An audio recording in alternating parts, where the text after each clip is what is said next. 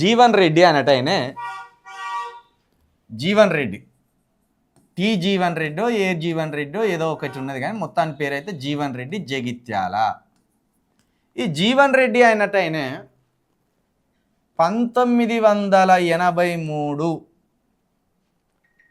TDP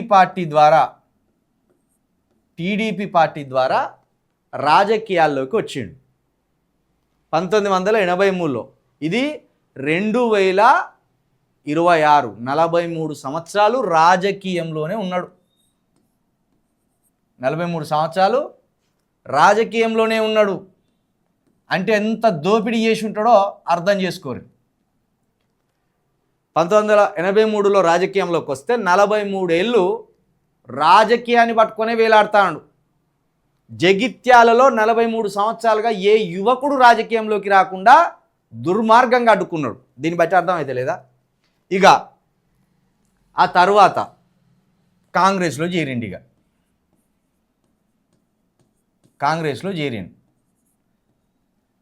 TDP నుండి నాదెండ్ల భాస్కర్ రావు గారితో జతగట్టి కొంత ఎన్టీఆర్ గారికి జలకిచ్చిండు.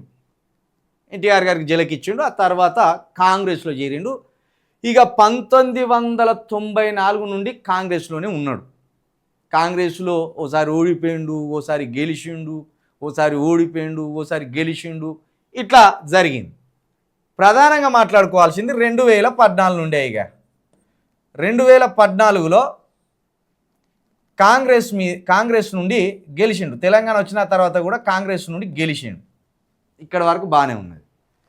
ఇక 2018 ముందొస్తే ఎన్నికలు వచ్చినాయి కదా, కాంగ్రెస్ నుండి పోటీ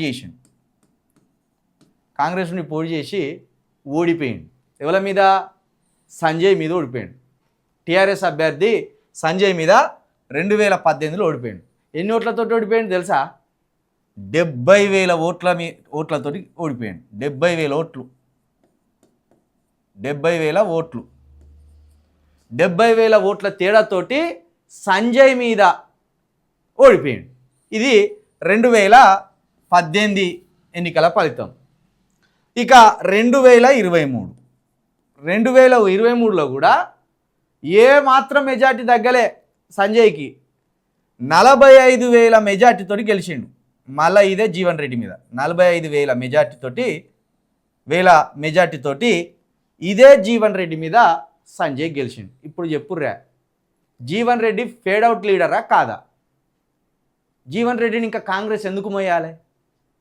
యువకుడు రావద్దా? అక్కడ జగిత్యాల యువకుడు రావద్దా?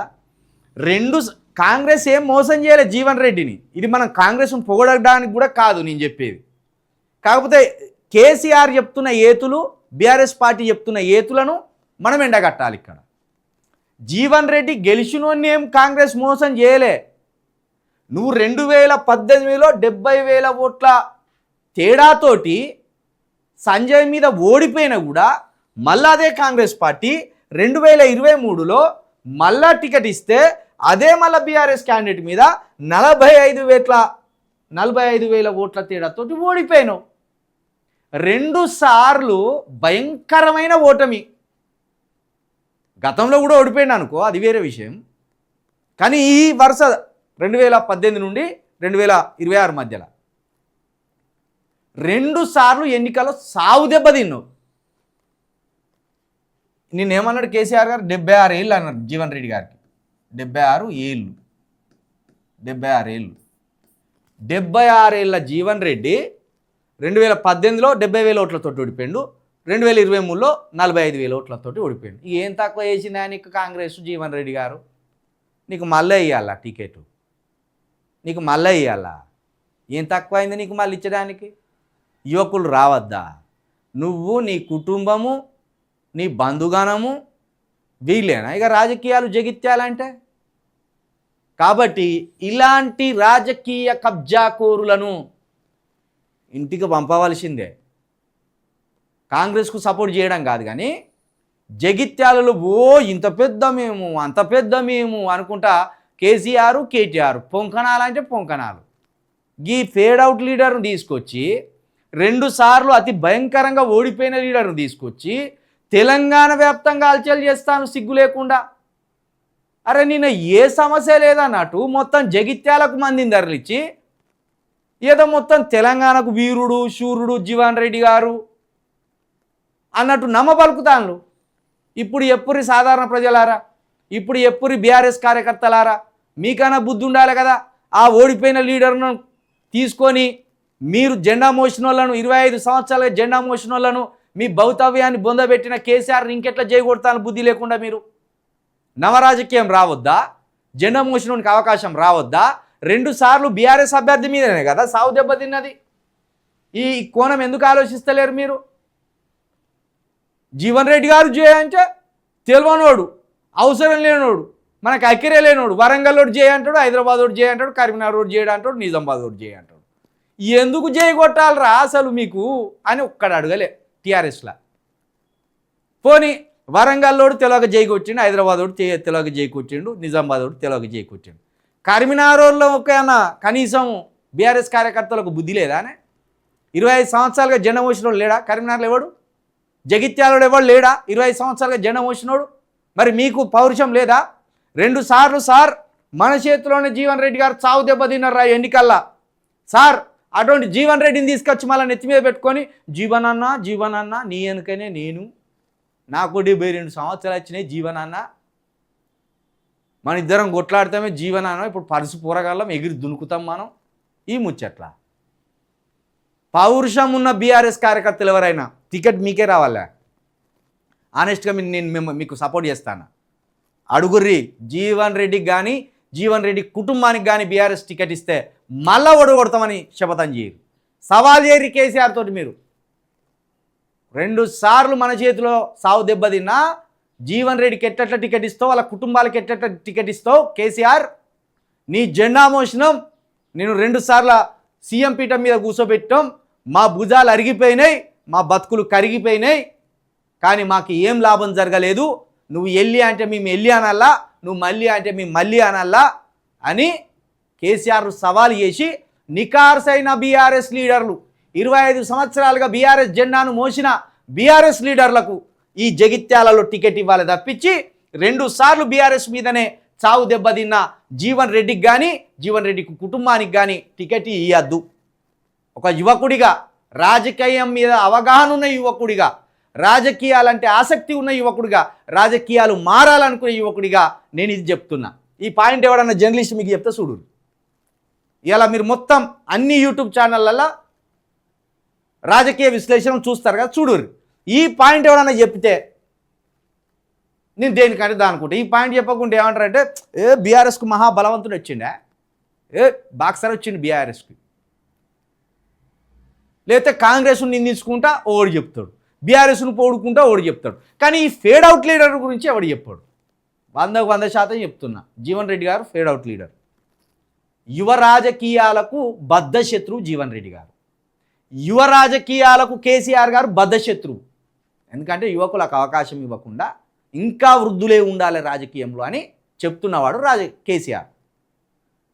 యువ రాజకీయాలకు కేటీఆర్ కూడా భద్రశత్రువు. ఎందుకంటే జీవన్ రెడ్డి గారిని బీఆర్ఎస్లోకి సాధారణంగా కండువ కప్పి తీసుకొచ్చింది కేటీఆర్. సిగ్గుండాలిగా కేటీఆర్ గారు మీకు. మీరేమో రాజకీయాల్లో ఉంటారు. మరి మా అసంటి రాజకీయ నాయకులు రాజకీయాలు చేయొద్దా? అంటే 1000 కోట్లు ఉంటేనే రాజకీయాలు చేయాలా? ఇదెక్కడి కథ? ఇదెక్కడి పద్ధతి? ఇదెక్కడి పద్ధతి కేటీఆర్ గారు? అసలు జగిత్యాలలో మీకు క్యాడర్ లేదా? మీ జెండా మోసిన వాళ్ళు మొదటి నుండి ఉన్నోళ్ళు లేరా? ఎందుకు పని చేయాలి మీకోసం మాకు అర్థమైతే లేదు. మాకు అవకాశాలు ఇవ్వనప్పుడు, మా యువకులకు మా కష్టాన్ని గుర్తించినప్పుడు, మా శ్రమను గుర్తించినప్పుడు ఎందుకు నీ పార్టీలో జెండాలు మోసి మోసి మోసి మోసి మోసి బతుకులు అరిగిపోవాలి చెప్పు. కాబట్టే అంటున్నాం మేము కొత్త రాజకీయం రావాలంటున్నాం. అందుకే కవిత గారు కొత్త పార్టీ పెడుతున్నామని చెప్తున్నాం. మీరు రాండి అని చెప్తున్నాం. జగిత్యాలలో కసిగా బీఆర్ఎస్ చేసిన ద్రోహం మీద, కాంగ్రెస్ చేసిన ద్రోహం మీద కసిగా ఉన్న యువకులు ఎవరు ఉన్నారో జగిత్యాలలో రారిచ్చేలో కవిత గారి పార్టీకి కొత్త జెండా ఎత్తుదాం, కొత్త రాజకీయం చేద్దాం. రాండి. ఫేడ్ అవుట్ లీడర్ని తీసుకొచ్చి నిన్న 20 కోట్లు ఖర్చు పెట్టి మేము ఇంత పాటు లీడర్లమని చెప్తానులా. ఎవడన్నా సభను పొగిడితే ఈ విశ్లేషణ చూడుర్రి. ఇప్పుడు మీ మైండ్ మారాలి. ఇప్పటికైనా ఈ కేసీఆర్ ట్రాప్లో పడద్దు, కేసీఆర్ బయటకు వచ్చారు ట్రాప్లో పడతాను. అరే ఓ 76 ఏళ్ళ వృద్ధుని 2 సార్లు ఓడిపోయిన తీసుకొచ్చి నిన్న నమ్మిచ్చిన మన అందరిని పిచ్చోళ్ళ లెక్క చేసి చూడు. ఇప్పుడు ఇవాళ ఈ నమస్తే తెలంగాణ పేపర్ చదువు చూస్తే పిచ్చోళ్ళు అయితే అన్న బుద్ధుండాలి. ఒక్కొక్క డిగ్రీ చదివిండు, పీజీలు చదివిండ్లు, పిహెచ్డీలు చేసిండ్లు. ఇంకా జీవన్ రెడ్డి కేసీఆర్ ట్రాప్లో పడితే మనకంటే వెర్రోళ్ళు లేరు, మనకంటే పిచ్చోళ్ళు లేరు. చూడుర్రి మీరు ఇలా గూగుల్లో కొట్టుర్రి, ఏఐని అడుగుర్రి. జీవన్ రెడ్డి 2018లో 2023లో ఎంత భారీ తేడాతో ఓడిపోయిండో, 2 సార్లు భయంకరంగా ఓడిపోయినో అని తెలంగాణ రాష్ట్రంలో ప్రమోట్ చేస్తాను, రాజకీయంలో ప్రమోట్ చేస్తాను, యువకులను ప్రమోట్ చేస్తలేరు రాజకీయంలో. చూడుర్రి ఈయన చుట్టూ ఇప్పుడు ఇది పెద్ద ట్రాప్ని మాయల మాంత్రికుడు కేసీఆర్ గారు. మన మొత్తం మన మైండ్లను ట్రాప్ చేసే మాయల మాంత్రికుడు కేసీఆర్ గారు.